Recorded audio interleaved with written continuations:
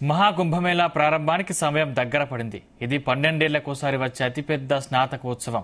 ఈ ఏడాది జనవరి 13 నుంచి ఫిబ్రవరి 26 వరకు దాదాపు 45 రోజుల పాటు కుంభమేళా జరగనుంది. ఉత్తరప్రదేశ్లోని ప్రయాగ్రాజ్లో ప్రధానంగా నిర్వహిస్తున్నారు. అందుకు తగ్గట్టుగా ఏర్పాట్లు చేశారు. గంగా, యమున, సరస్వతి నదుల సమ్మిళితమైన త్రివేణి సంగమంలో స్నానమాచరించటం, గంగమ్మ తల్లిని మనసారా పూజించటం ఈ వేడుక పరమార్థం.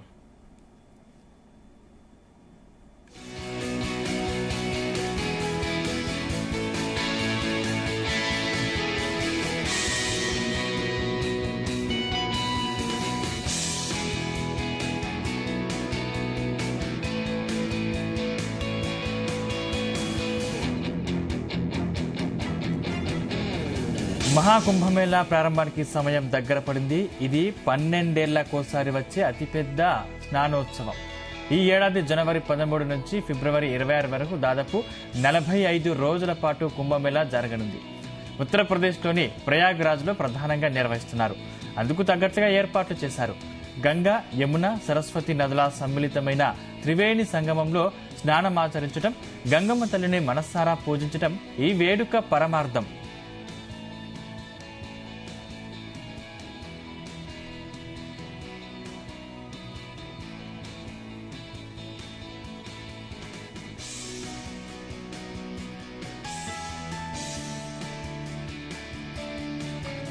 మహాకుంభమేళా సాంప్రదాయానికి క్షీరసాగర మథనమని చెబుతున్నారు. క్షీరసాగర మథనం సమయంలో ఆ సాగరంలోంచి అమృత భాండం ఉద్భవించిందట. ఆ పాత్ర కోసం దేవతలు, రాక్షసులు పోరాటం సాగిస్తున్నప్పుడు అందులోంచి 4 అమృతపు చుక్కలు భూలోకంలోని 4 నదుల్లో పడ్డాయట. దాంతో ఆ 4 నదులు అత్యంత పవిత్రతను సంతరించుకున్నాయని పురాణాలు చెబుతున్నాయి. హరిద్వార్లోని గంగా, ఉజ్జయిన్లోని క్షిప్రా, నాసిక్లోని గోదావరి, ప్రయాగ్రాజ్లోని త్రివేణి సంగమంలో అమృత చుక్కలు పడ్డాయి.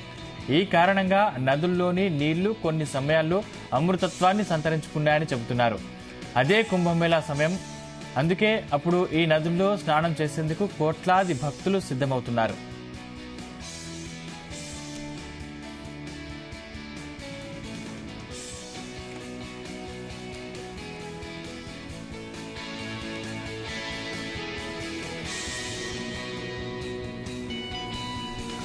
ఈ ప్రత్యేక సమయాన్ని బృహస్పతి, సూర్యచంద్ర కదలికల్ని బట్టి నిర్ణయిస్తారు. వీటి ఆధారంగానే కుంభమేళాను 2 రకాలుగా జరుపుతారు. అవి అర్ధ కుంభమేళా, మహాకుంభమేళా. అర్ధ కుంభమేళాని 6 ఏళ్లకోసారి చేస్తారు. మహాకుంభమేళా 12 ఏళ్లకోసారి వస్తుంది. ఈ 12 ఏళ్లకోసారి వచ్చే మహాకుంభమేళాను మాత్రం దేవతల గురువైన బృహస్పతి కదలికల్ని బట్టి నిర్ణయిస్తారు.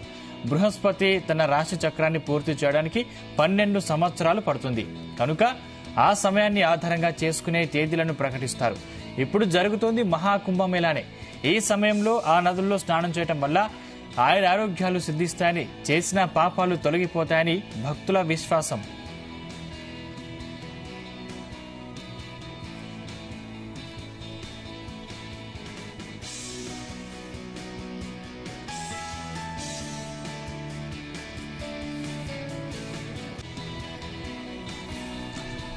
మహాకుంభమేళా ప్రతిసారి ఒకే చోట జరగదు.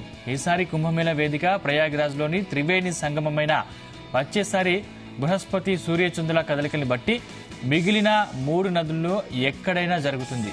చరిత్రను గమనిస్తే హర్షవర్ధనుడే రాజు కుంభమేళాను క్రీస్తుపూర్వం 644లో ప్రారంభించాడని తెలుస్తోంది. మరో కథ ప్రకారం జగద్గురువు ఆదిశంకరాచార్యులు దేశవ్యాప్తంగా ఉన్న పండితుల్ని, ఆధ్యాత్మికవేత్తల్ని, సాధువుల్ని కలిసేందుకు నదుల ఒడ్డునే వేదికలు ఏర్పాటు చేశారని, అది కుంభమేళాగా మారిందని ప్రచారంలో ఉంది.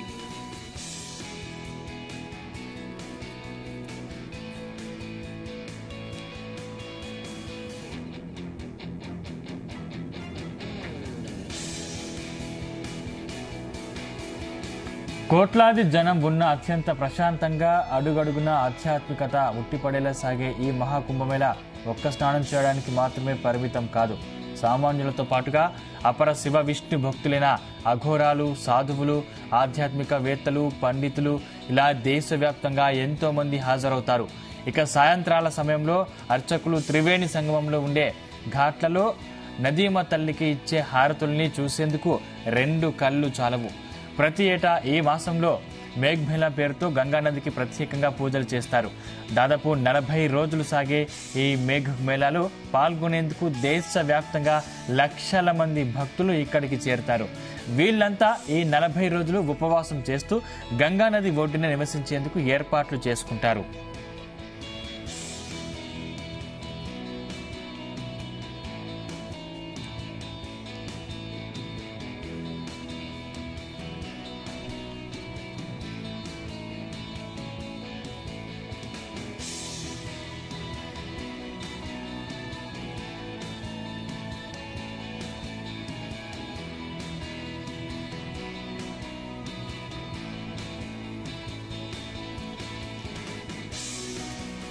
నలభై 45 రోజుల పాటు సాగే మహాకుంభమేళలో 6 తేదీల్ని అత్యంత పవిత్రమైనవిగా పరిగణిస్తారు.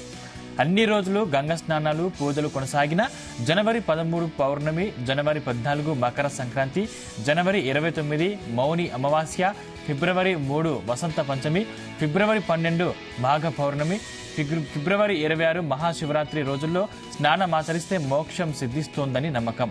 భక్తులకు ఎలాంటి అసౌకర్యం కలగకుండా టెంట్లు, తాత్కాలిక వంతెనలు ఇలా ఎన్నింటినో నిర్మించింది ఉత్తరప్రదేశ్ ప్రభుత్వం. త్రివేణి సంగమంలోనే తాత్కాలిక ఘాట్లు ఏర్పాటు చేసింది. అదే సమయంలో ఇక్కడకు వచ్చే రకరకాల సాధువులు ఉండేందుకు, పూజలు చేసేందుకు వీలుగా ప్రత్యేక టెంట్లను సిద్ధం చేసింది. అందుబాటులో ఉండే వైద్య సేవలతో పాటు ఉచిత ఆహారాన్ని అందించే ఏర్పాట్లు చేస్తుంది. భక్తులు ఇబ్బంది పడకుండా ఉండేందుకు మహాకుంభమేళాకు సంబంధించిన సమాచారాన్ని తెలుసుకునేలా ప్రత్యేక యాప్ని అందుబాటులోకి తెచ్చింది ఉత్తరప్రదేశ్ ప్రభుత్వం.